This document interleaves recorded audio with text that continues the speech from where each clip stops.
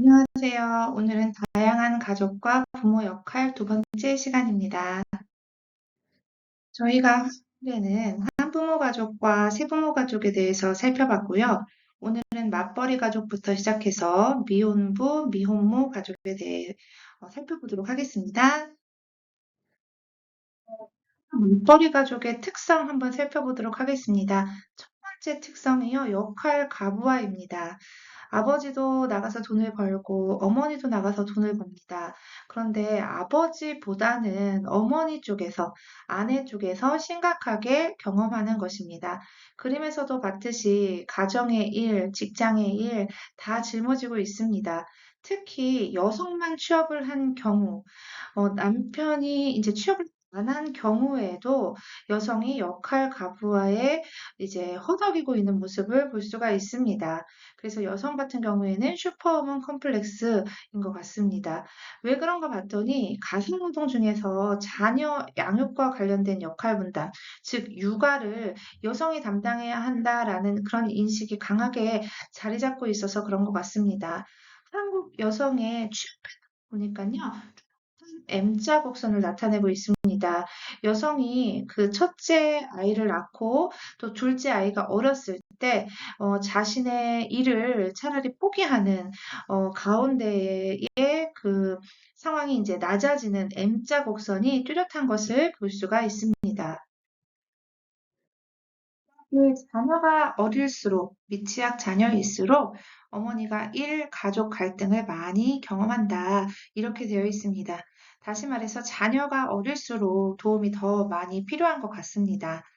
맞벌이 가족 같은 경우에는 조부모의 도움을 많이 받는 편인데요. 특히 조모가 손자들을 양육할 때 권위 있는 양육 방식과 그리고 권위주의적인 양육 방식 중에서 권위 있는 양육 방식을 이제 활용한다면 손자녀들이 잘 따르고 더 성공적으로 성장한다. 이렇게 생각하실 수 있습니다.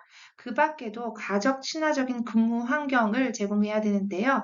예를 들면 탄력적 근무 시간제, 그리고 직장 내에 보육시설을 운영하는 것, 그리고 부양가족 지원 프로그램 등 이러한 근무 환경이 제공되어야 할 것입니다. 가족의 부모 역할 한번 살펴보도록 하겠습니다.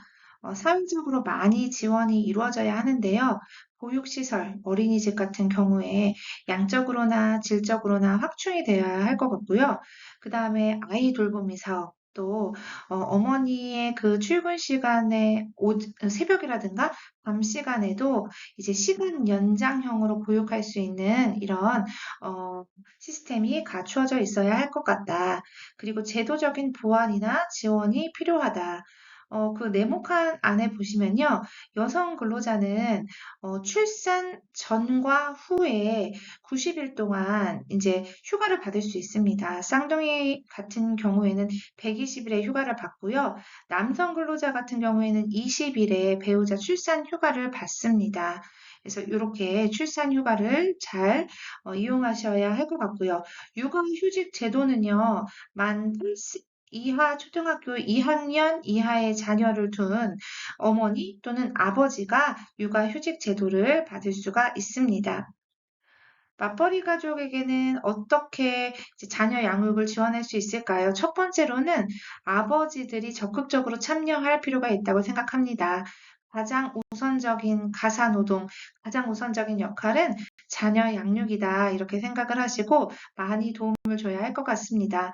그 다음에 이제 조부모님이 혹시 계시다면 또 도움을 받을 수 있다면 조부모의 지원을 받는 것도 좋다. 이렇게 말씀드릴 수 있습니다. 입양가족에 대해서 살펴보도록 하겠습니다. 입양가족의 특성입니다. 혈연 관계가 없는 부모-자녀 관계, 네, 가족 내 입양과 가족 외 입양이 있습니다. 예를 들어서 우리나라 같은 경우에는 과거에 형이 자식이 없는 경우에 동생의 장자를 입양하는 것이 보편적인 풍습이었습니다. 꼭 아들이 아니다 하더라도 딸도 그러는 경우를 봤어요. 또 동생이 자식이 없는 경우에는 형의 차자를 입양하는 것. 이러한 경우와 같은 것은 가족 내에서 이루어지는 입양입니다. 그리고 가족 외의 입양은 이제 문제가 발생했을 시 파양을 합니다. 부모 자녀 관계가 영속적이라는 그 믿음이 부족하다고 볼 수가 있습니다. 저희는 이런 말을 듣고 자랐어요. 다리 밑에서 주워왔다. 너 내 딸 아니다. 너 내 부모 아니다. 이런 말들을 들었는데 그 입양 가족에 대해서 좀 안 좋은 부정적인 그런 소리를 듣고 자란 것 같습니다. 그래서 우리나라 같은 경우에는 공개 입양도 많이 이루어지긴 했지만 비공개 입양이 높은 비율을 차지한다라고 볼 수가 있습니다. 네. 입양 쪽의 부모 변인 한번 살펴보도록 하겠습니다. 부모는요, 이러한 문제들이 있다고 합니다. 일단, 낮은 자아 존중감을 갖고 있는 경우가 많대요. 왜냐하면은, 불임, 아기를 낳아서 기르고 싶은데, 불임인 거예요. 그래서 되게 오랜 시간 동안 고통받았던 그 경험이 있다라는 거죠. 그리고 양부모가 갖는 잘못된 기대가 있어요. 우리가 입양을 했으니 빠른 시일 내에 가족에 동화될 거야 라는 그런 잘못된 기대가 자녀 양육에 있어서 문제가 될 수 있다. 그리고 부부 관계에서의 문제. 예를 들어서 그 입양 아동에게 많은 사랑을 해주고 그리고 시간과 노력을 쏟았다고 합시다. 그런 경우에 부부 관계에서가 문제가 일어났을 때 자녀에 문제가 있다고 그렇게 생각을 하는 것이죠. 그리고 자녀 변인도 있습니다. 아동이 장애를 가진 경우, 예를 들어서 신체적 장애뿐만 아니라 정서, 행동적인 장애를 가진 경우, 그래서 우리 이제 이전 시간에 살펴봤던 것처럼 품행 장애, 그리고 뭐 가출을 했거나 공격성을 보였거나 이런 이제 장애를 가진 경우, 좀 이렇게 자녀 양육에 문제가 있고요. 그리고 입양 전의 가정에서 부정적인 경험을 한 경우, 친부모에게 내가 버림받았다라는 그런 관점, 이것도 이제 자녀 관련 변인입니다. 또 이제 6개월을 기준으로 했을 때 6개월 미만 영아 입양이 있을 수 있고요. 그 이상 된 연장아 입양이 있을 수 있습니다. 그래서 아동의 연령에 따라서 이제 적응 수준이 달라진다. 그리고 입양 아동이 이 입양 가족에 들어왔을 때 여러 가지 이제 스트레스를 받기 시작하는데 좀 입양과 관련된 모든 그런 문제들과 관련해서 회피하려고 하는 대처 전략을 가진 아동은 이제 또 힘들다고 하는 것이죠. 그 밖에도 위탁시설에 체류한 기간도 이제 자녀 관련 변인에 들어갑니다. 들어오면서 입양에 대해서 많은 인식의 변화가 있었다고 합니다.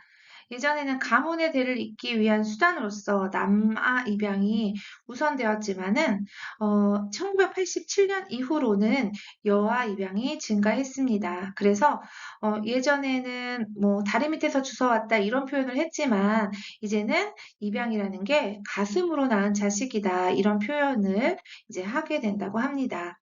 그래서 자녀의 양육을 지원하기 위해서 기본적으로 그 자녀의 입양 사실에 대해서 개방적인 태도, 공개 입양을 하는 것이 좋다. 여기 안젤리나 졸리랑 브래드 피트가 있는데 여러 가지 일들이 많았지만 캄보디아 그리고 베트남, 뭐 이디오피아에서 이제 그 자녀들을 입양했죠. 그래서 공개 입양이라고 하고 한국에서도 시네라나 차인표 씨 같은 경우에도 이제 입양을 했습니다. 공개 입양을 했어요. 그래서 자녀들이 자신의 출생에 대해서 알고자 하는 욕구가 있을 때 그것을 잘 정확하게 알려줄 필요가 있다. 그리고 이제 장애를 가진 입양 아동을 입양했거나 그 연장 입양을 했거나 이런 경우 같은 경우에도 이제 많은 노력을 기울여야 한다. 그렇게 생각하시면 될 것 같습니다. 다음은 보조생식술입니다. 보조생식술. 이 슬라이드는 예전에 한번 보여드린 적이 있는데요. 인공수정. 어떤 거였죠? 그 정자를 직접 자궁 안에 넣어주는 방법이었죠. 그리고 체외수정 같은 경우에는 난자와 정자를 몸 밖에서 실험실에서 수정시킨 다음에 수정란을 이제 자궁에 이식하는 우리가 흔히 말하는 이제 시험관계가 생기는 거죠. 그래서 아기와 관련해 가지고는 여기 이제 김송과 강원래 씨 아들이 이제 7번 시험관을 했었대요. 그런데 너무 실패해 가지고 더 이상 안 하려고 한다 했는데 이제 8번째 시도를 했을 때 이제 아기가 생겼다고 합니다. 그리고 대리모 같은 경우에는 다른 여성의 자궁을 빌려서 임신하고 출산하는 방법. 그리고 난자와 정자를 기증받은 경우에는 난자와 정자를 제공받아서 수정하는 방법을 말합니다. 네, 이러한 것들이 이제 보조 생식술이에요. 보조 관련해서 이러한 문제들이 생길 수가 있대요. 첫 번째는 친자 관계. 정자증을 받았어요. 과연 누가 아버지일까? 난자 기증을 받았어요. 누가 어머니일까? 그리고 정자, 난자 모두 기증받은 경우에는 누가 아버지이고 누가 어머니인가. 그래서 친자 관계, 이게 조금 이제 어려운 문제다. 그리고 이것과 관련해서 정체감, 자녀의 정체감과 관련된 문제가 있다. 어떤 여성이요, 인공수정으로 쌍둥이를 출산했대요. 너무 기쁜 일이죠. 그런데 그 어머니의 나이가 59세였어요. 거의 한가 다 되어서 이제 쌍둥이를 낳은 거 아니냐. 어떻게 이 쌍둥이를 기르려고 하냐. 좀 윤리적으로 문제되는 거 아니냐. 또 그런 반응도 있었고요. 나이가 먹으면 그러면은 뭐 임신하고 출산하는 것도 반대냐. 막 이런 부분에 문제가 있었습니다. 그리고 이제 뭐 1949년에 카톨릭 교황청은 이 보조 생식이라는 것이 신의 선언을 반대하기 때문에 우리도 반대한다. 뭐 그런 어떤 자녀에게 나타날 수 있는 위험 문제를 이렇게 제시하면서 반대했었다. 이렇게 이해하시면 됩니다. 자, 이제 보조식수를 통한 부모 역할 살펴보도록 하겠습니다. 난임인 가구, 난임 부부에 대해서 비용도 좀 지원해줘야 하고 정서적인 지원도 필요하다. 그리고 난임 부부들을 조사를 했더니 여성의 비율이 높긴 하지만 남성들도 35%꽤 높은 비율이었다라는 거예요. 그래서 남성들 때문에 난임이 되는 경우가 있는데 우리나라 같은 경우에는 예전에 지역 지악이라고 해가지고 이제 자식을 낳지 못하면 이혼해야 하는 그런 규례가 있었었는데 어, 하지 못하는 거는 무조건 여성 때문이다. 뭐 이렇게 생각하는 경우가 있다고 합니다. 그래서 난임을 잘 예방할 수 있는 교육을 해야 하고, 그리고 보조생식술로 태어난 자녀들에게도 이제 개방적인 태도로 대해야 한다. 이렇게 볼 수가 있습니다. 이제 6번째 부모, 청소년 부모에 대해서 다루도록 하겠습니다. 보통 일반적으로는 학업을 마치고 취업을 하고 또 결혼을 하고 자녀 출산을 하고 양육하고 이게 이제 단계적인 과정이라고 한다면 이 청소년 부부는 제가 이제 언급했던 거 이상의 과업을 병행하는 부모를 얘기를 합니다.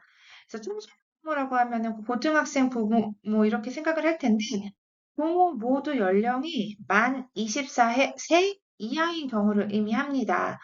그래서 만 24세라고 한다면은 한국 나이로 25살, 26살인데 그 시기에 이제 부모가 된 경우를 이야기를 합니다.